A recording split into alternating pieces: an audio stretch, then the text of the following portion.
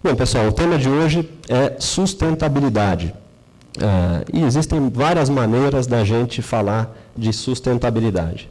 A maneira mais simples, óbvia, é falar especialmente da questão ambiental, que é realmente muito importante. Mas eu queria aqui fazer uma discussão mais ampla com vocês. Sustentabilidade é justamente o equilíbrio de três conceitos. O conceito social, o conceito econômico e, por fim, o meio ambiente. Na nossa história, a história da evolução do homem, sempre o aspecto econômico esteve à frente dos outros dois, do social e do ambiental.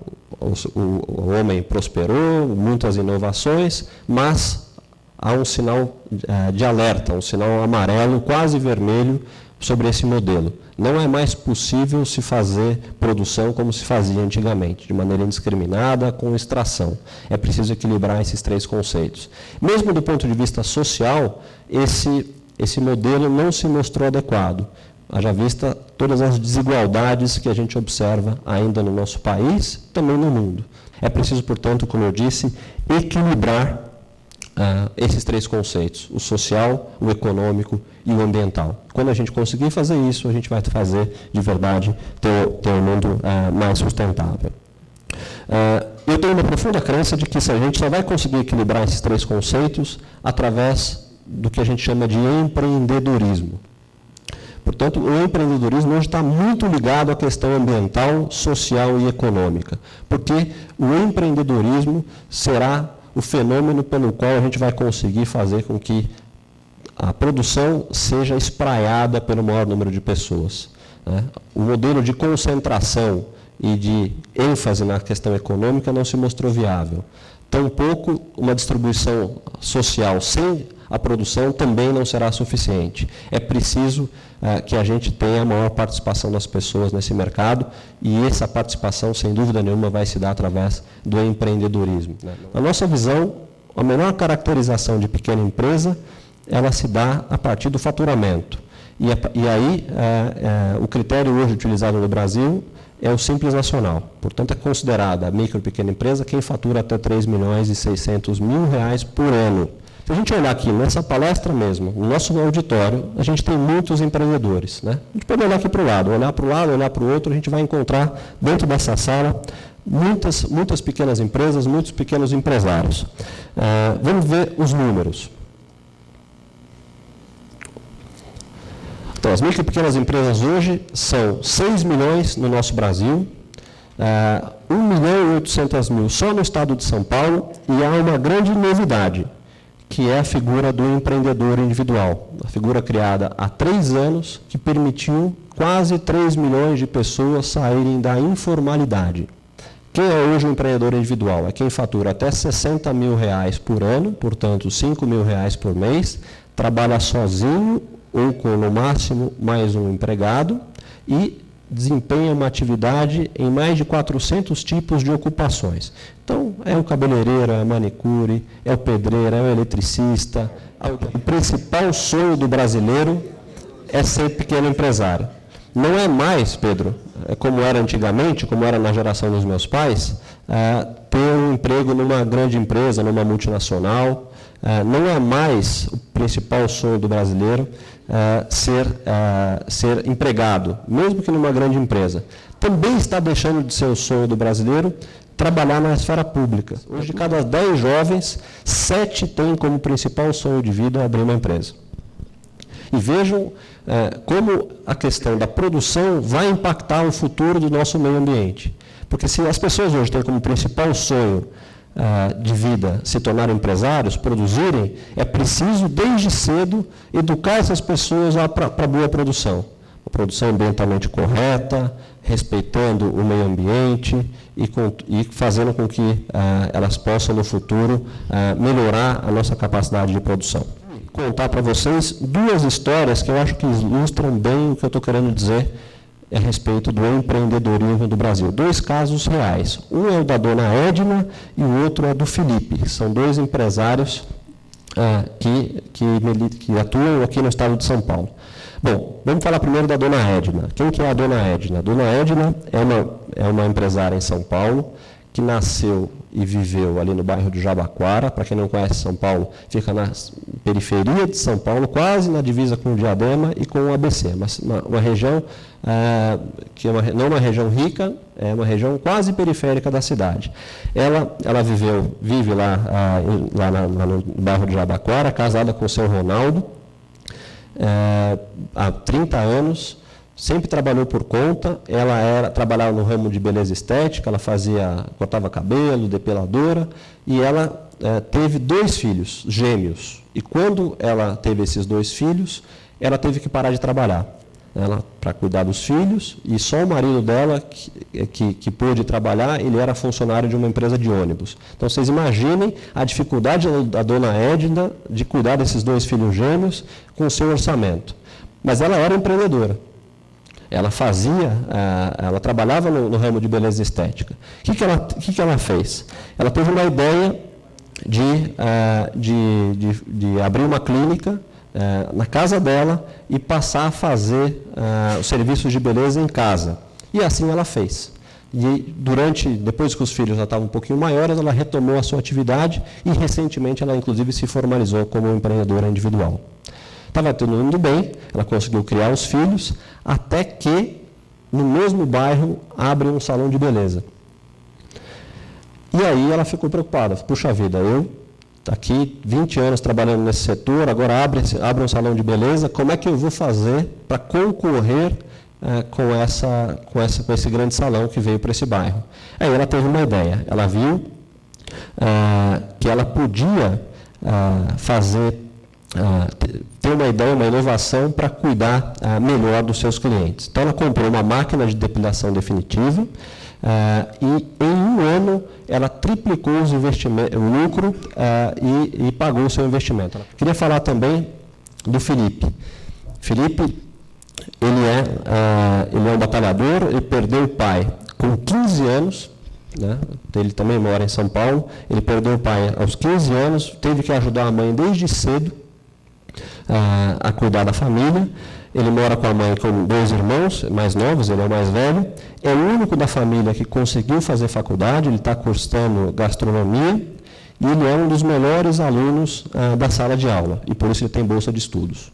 Ele aprendeu com o pai a cozinhar e tem um grande sonho, que é ser dono de um restaurante. Custa caro. Hoje, o investimento mínimo para se abrir um restaurante está na casa de 50, 60 mil reais. Às vezes até mais, dependendo do ponto, dependendo do tipo de restaurante que você quer abrir.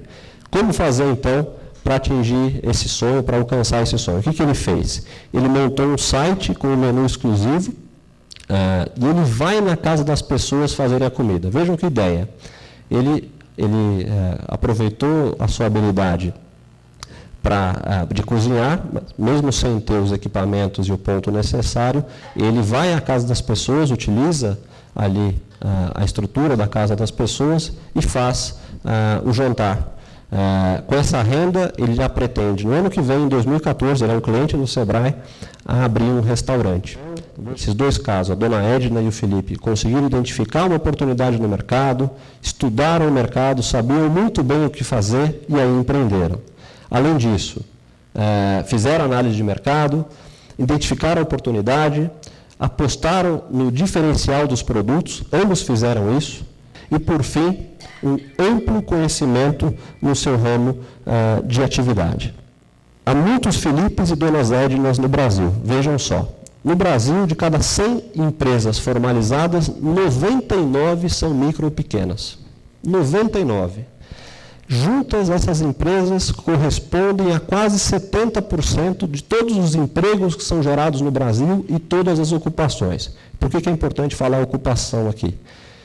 Porque, no caso da pequena empresa, o dono também é um trabalhador. Ele não tem a carteira assinada, porque ele é o dono, ele é um empreendedor, ele é o patrão, mas ele é uma pessoa ocupada. Então, quando a gente soma as pessoas que têm carteira assinada, trabalhando em pequena empresa no Brasil e no estado de São Paulo, aos donos, a gente chega a quase a 70% das pessoas hoje no Brasil envolvidas com o mundo do empreendedorismo. E juntas geram o equivalente a 20% das nossas riquezas. Portanto, pessoal, Qualquer estratégia hoje de sustentabilidade, de respeito ao meio ambiente e à produção, passa pela pequena empresa. Não é possível se falar em sustentabilidade no Brasil sem falar em pequena empresa, porque, afinal de contas, as pequenas empresas são, de fato, os brasileiros. É preciso envolver esse público, senão nós não vamos ter sucesso nessa nossa estratégia de respeito ao meio ambiente e também de partilha dessas riquezas. Quando a gente olha esse número de 20% do PIB, se a gente não comparar com outros lugares, a gente não sabe se é muito ou se é pouco. Né? 20% assim, ninguém, né? Parece pouco, né? Pode ser mais, pode ser menos. Quando a gente compara 99 com 20, 20 é pequeno. E de fato é.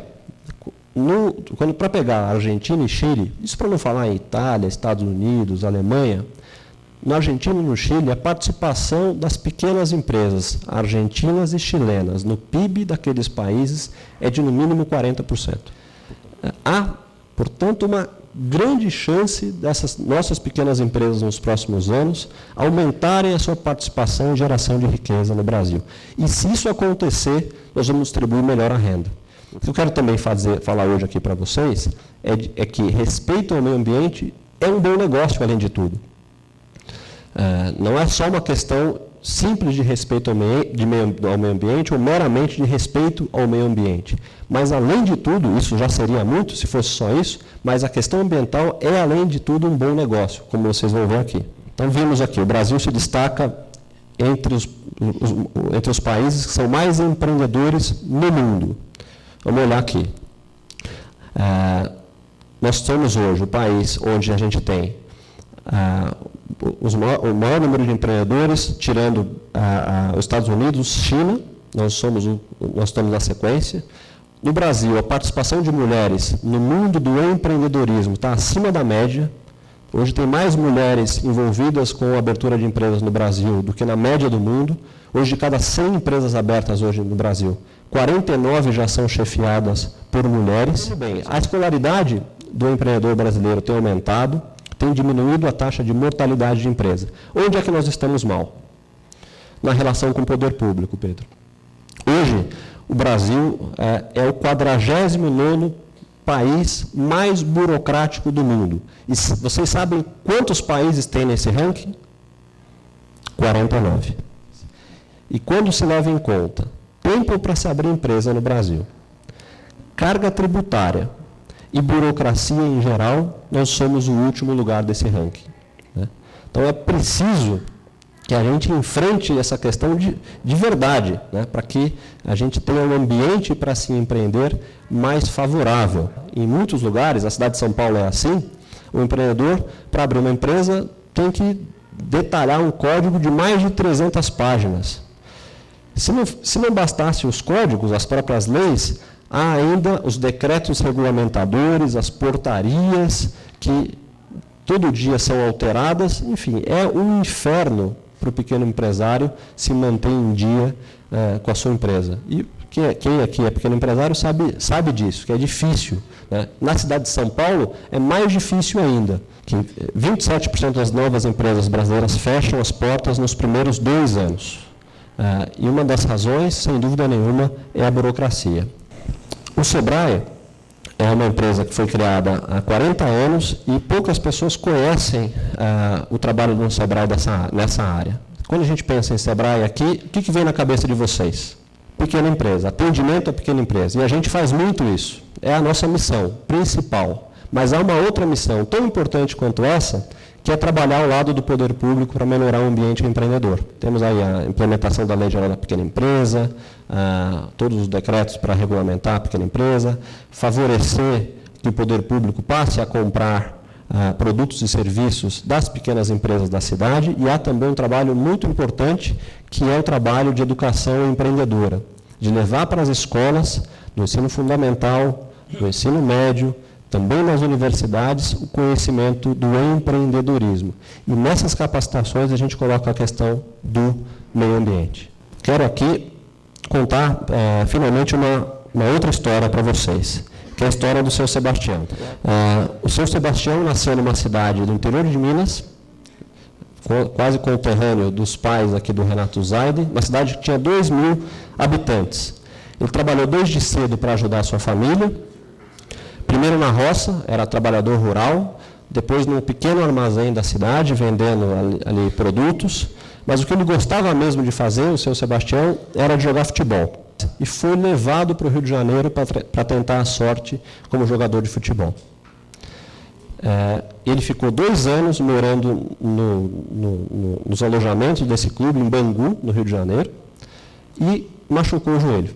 E ele acabou tendo que voltar do Rio de Janeiro com o sonho frustrado de não ter conseguido seguir carreira de jogador de futebol. Mas, depois de ter conhecido a cidade grande, morou no Rio, aquela cidadezinha no sul de Minas de 2.000 habitantes, ficou muito pequena.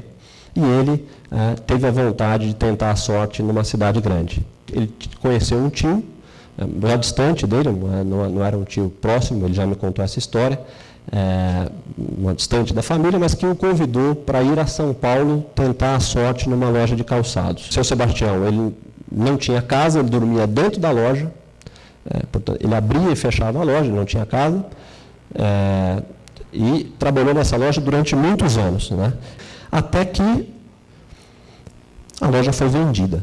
Ele tinha a opção de voltar para a sua cidade, mas ele resolveu tentar a sorte e, com um pouquinho das economias que ele tinha feito, ele resolveu abrir a sua própria loja.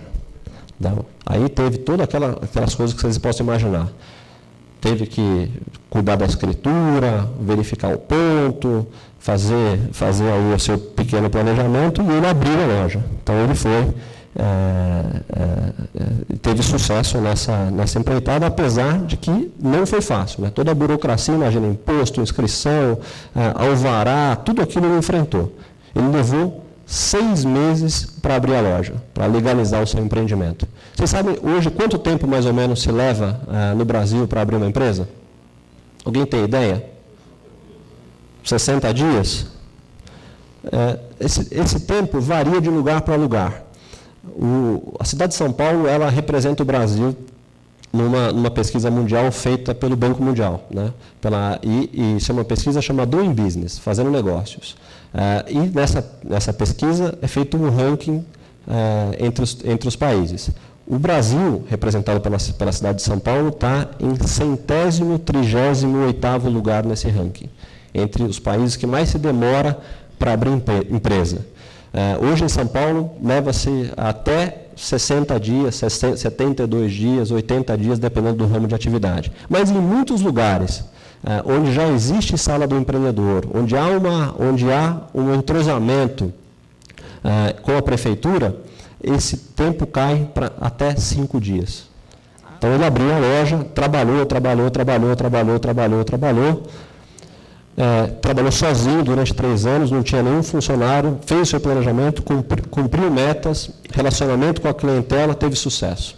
E aí era hora de ampliar a sua pequena loja de calçados. E ele ampliou.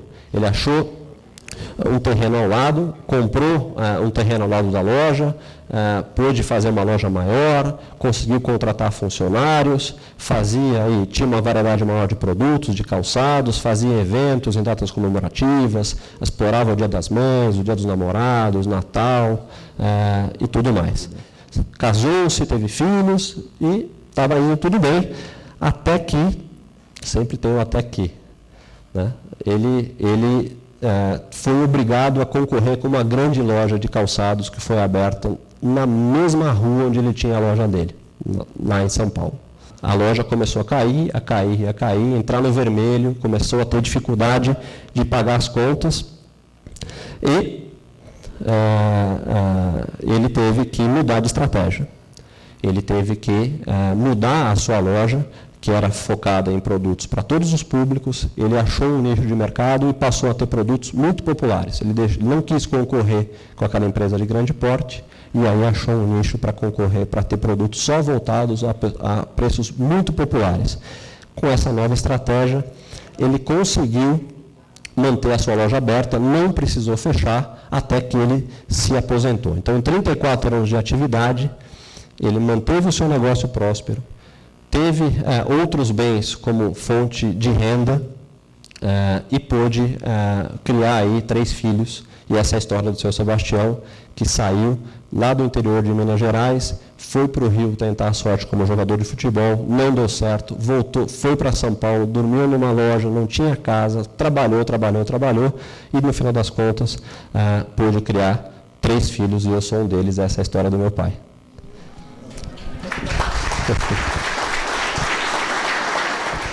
Fico muito emocionado mesmo de poder hoje reconstruir a história da minha família pelo empreendedorismo. Eu hoje sou fruto do trabalho de um empreendedor que saiu lá do interior de Minas Gerais e pôde, com o esforço do seu trabalho, criar 3 filhos. E hoje eu, no Sebrae, tenho muita vontade, todo dia que eu acordo, tenho muita vontade de trabalhar para poder ajudar tantos Sebastiões, Donas Ednas e seus Filipes pelo nosso Brasil afora. Fico muito satisfeito mesmo com essa missão de trabalhar hoje no Sebrae. Se lá atrás, em 72, quando meu pai abriu a loja dele, o ambiente era complicado, hoje as coisas estão melhorando. Apesar da relação com o poder público ser ruim, ainda tem muita coisa para fazer, hoje é um bom momento para se criar empresa no Brasil. O empreendedorismo vive, de fato, um grande momento. O faturamento das pequenas empresas cresce todos os meses não é o momento melhor para se empreender. E o Sebrae é essa instituição que existe exatamente para cuidar desse empreendedor. Então, tem mais de 2,5 milhões de empreendedores individuais no país. O Sebrae tem mais de 3.000 cursos de capacitação e formação. Há um curso específico sobre questão ambiental, para que tanto para a indústria, para o comércio, para o serviço, terem boas práticas ambientais.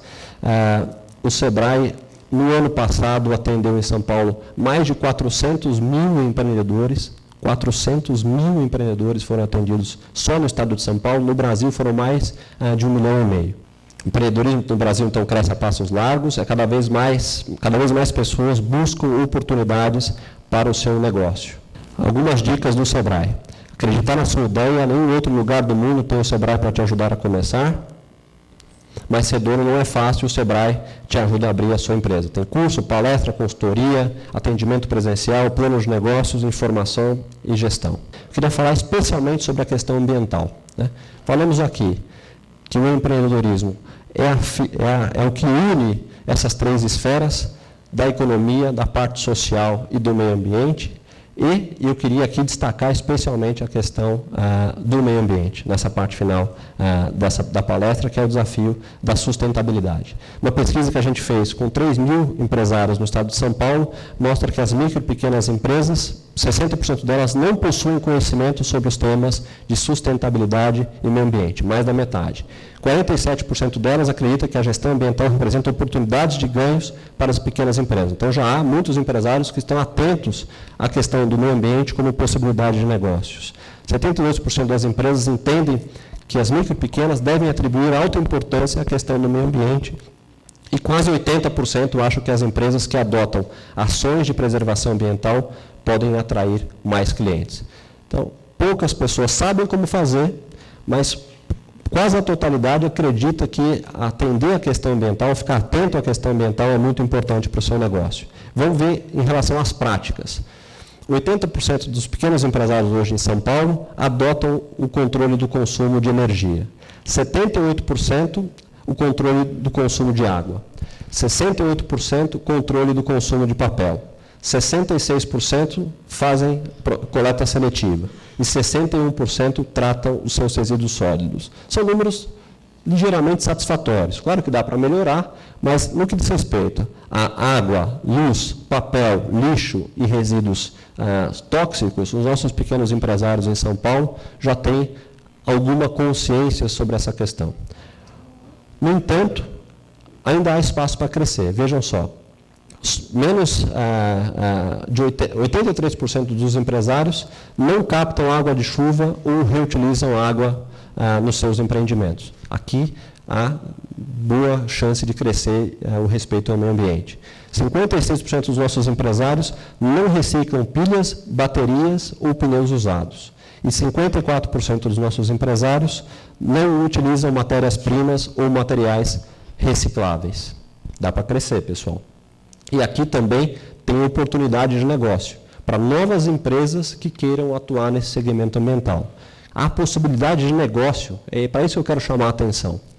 Meio ambiente pode também gerar renda para as pessoas e novas oportunidades de negócio. Os mandamentos da sustentabilidade que o SEBRAE prega nos seus cursos. Primeiro, dê preferência a produtos regionais.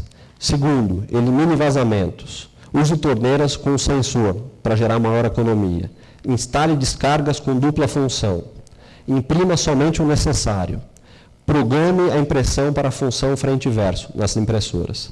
Instale painéis que captem energia solar. Mantenha a fiação elétrica em bom estado para economizar energia. Use lâmpadas econômicas fluorescentes. Diminua o uso de produtos descartáveis. E faça parceria com cooperativas e doe os seus resíduos recicláveis e compre equipamentos com selo Procel. São coisas que são fáceis de fazer. Dá para fazer, tanto em casa como na pequena empresa. Isso vai dar um tremendo resultado. Quero contar aqui um último caso, que é uma empresa atendida pelo SEBRAE. É uma empresa instalada em São Paulo, que ela produz brinquedos de madeira. Então, essa empresa foi visitada por um dos nossos consultores e a região de Bauru tem esse programa do SEBRAE, que é o Agente Local de Inovação. Então, o que essa empresa instalada em São Paulo fez? Ela produzia brinquedos de madeira, ela utiliza um molde em chapa, e o resíduo desse material não pode ser descartado em lixo comum, e o SEBRAE ensinou essa pequena empresária de São Paulo a descartar o lixo adequadamente. Mas não é só. Ensinou também as melhores práticas da produção, e com esse ensinamento, essa pequena empresa reduziu em 40% a quantidade de resíduos gerados com uma simples troca de posição da chapa. Então, a chapa antes produzia 70 figuras, como essa aqui, passou a produzir 83, quase 13% a mais. Isso representou, pessoal, para uma pequena empresa, uma economia do equivalente a quase R$100 mil por ano, R$ 92.400. Essa pequena empresa conseguiu fazer com pequenas modificações. Vejam, aqui ela teve uma boa prática ambiental, descartou adequadamente os seus resíduos e economizou quase R$100 mil por ano. É um bom negócio ou não é respeitar o meio ambiente? Por fim, pessoal, eu queria fechar essa brevíssima apresentação com uma frase que eu gosto muito, que a melhor maneira de prever o futuro é criá-lo. Então, esse futuro tem um equilíbrio entre o social, o econômico e o ambiental. O nome do futuro é sustentabilidade, o nome do futuro, na nossa visão, é empreendedorismo. Muito obrigado.